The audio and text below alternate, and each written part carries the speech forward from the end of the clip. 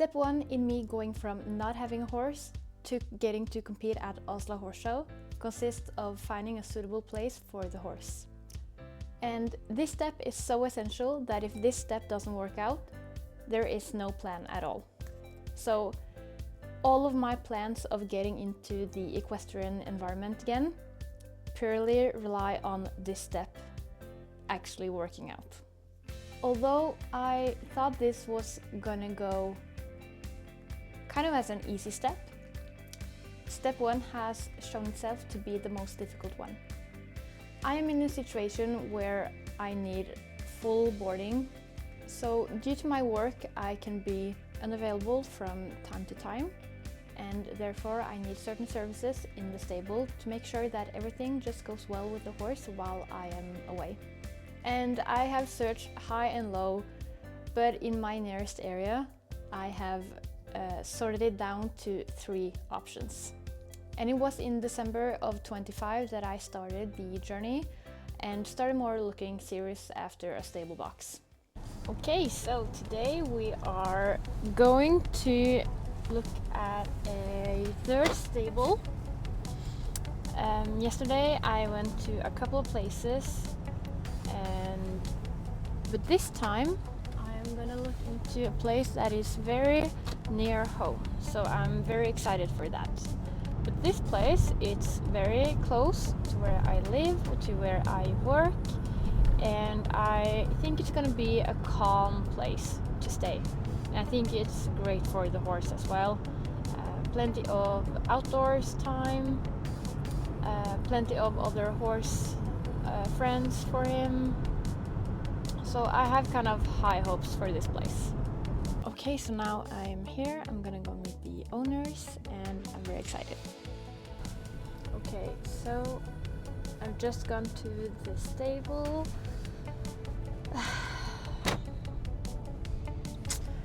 This is gonna be more difficult than I thought. So the stable was nice, but it was just a bit small.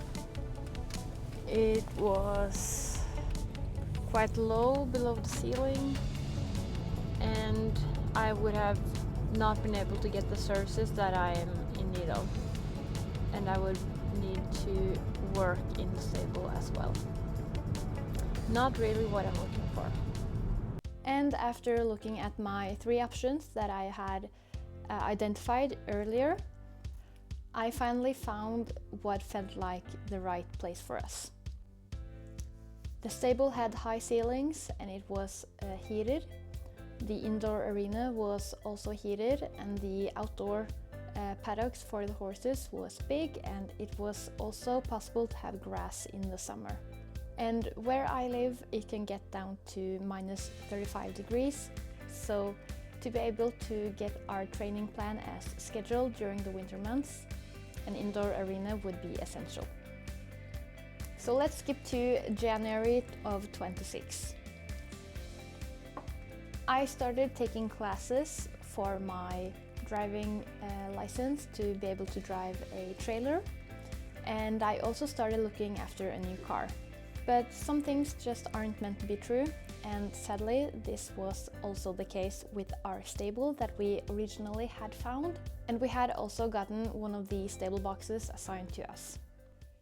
So today it's around 3 weeks until Chica is supposed to arrive. And I have today been at a car dealership. I have test driven a new car that I was hoping to buy. I looked down on my phone and I had received a text from my stable saying that they can't take us, even though we had an agreement. So due to some unforeseen circumstances, we can't have Chica there. I have a horse that is gonna arrive in 3 weeks, but now I have nowhere to put her. I have nowhere to have her. And everything is hanging on by a thread by that stable place. So no car. I am still going to my driving lessons to be able to get the correct driver's license. But now I feel like we're kind of back to square one with finding a place, a suitable place for the horse.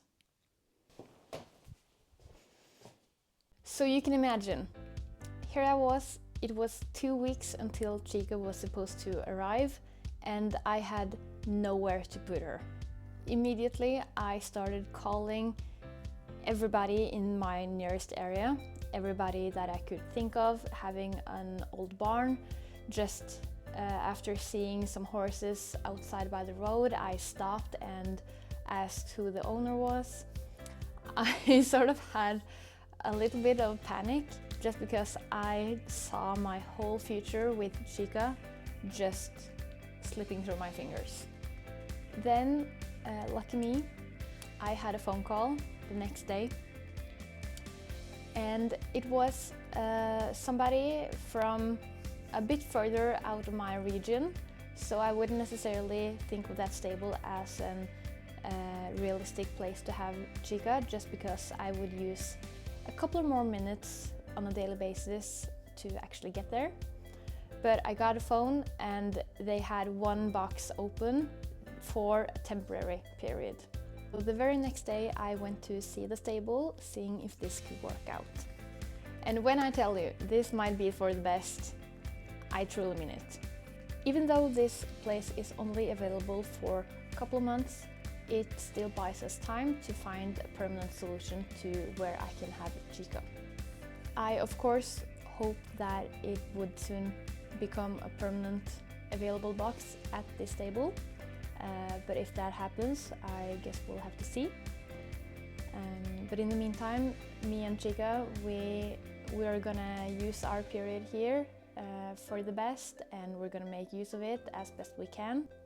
And I think for starters, having a bigger equestrian environment around me is gonna be the best fit, just since I haven't had my own horse for 7 years, and there's a lot of things I have forgotten or never even have learned. And everything has changed since my days in the stable, so I think it's kind of reassuring that I can be at this stable, even so if it's just for a couple of months. The stable is fairly new and it has its own tacking up area, sort of like a service area between two of the stables. And it also has paddocks connected to each horse box. So that means that Chica can go outside whenever she wants. So even though it's gonna get a bit cold in the bigger stable, since the doors are always open, and especially when it gets down to -20, -30 degrees, we're gonna take advantage of the service area and tack up and groom her in there. I still think that it's very nice to give Chica some fresh air and the opportunity to be outside as much as she wants. The stable has 2 outdoor arenas and also 1 heated indoor arena. So this is going to make our winter months much more easier. By the time I am filming this, I have already actually picked up Chica, but you'll get to see that in a different video. But the thing is that as of now, I still don't have a permanent solution yet. I do have another stable in backup, just in case. So that means that it was safe for Chica to actually come to me and stay under my responsibility. I have somewhere to put her on a short basis, and I also have 1 stable in backup for a long term. Although the best solution for me as of now would be to just keep Chica at this stable for as long as possible. I think we can say that step 1, finding a suitable place for the horse, is complete. Although it didn't quite go as I had pictured, and it was kind of stressful, more than I anticipated. But step 1, finding a suitable place for the horse, is complete. When it comes to my driver's license, I have completed all of the obligated classes, courses and driving lessons. And that means all that is left for me to do is take the final driver test and get my driver's license. And believe it or not, I actually have already bought a new car. By the time I received the phone giving me the information that I had lost my place at the first stable that we were originally supposed to stay, I was actually at the car dealership in a meeting with the salesperson, and we were discussing, you know, what tires would follow, what kind of service they would do on the car. We were discussing a price point. And then I looked down at my phone and I saw that I had lost my stable. Needless to say, I didn't buy a car that day, but a week after I went back and I bought the car. So this means that step 1, finding a suitable place for the horse, is complete. Step 2, as you already know, I have found my horse. And step 3, getting my driver's license, is basically done, although I need to take my final driving test. And of course, step 5, getting my new car, is complete. This means that all that is left to do is making the necessary preparations in order for me and Chica to actually start our journey. And that's going to be in the next video.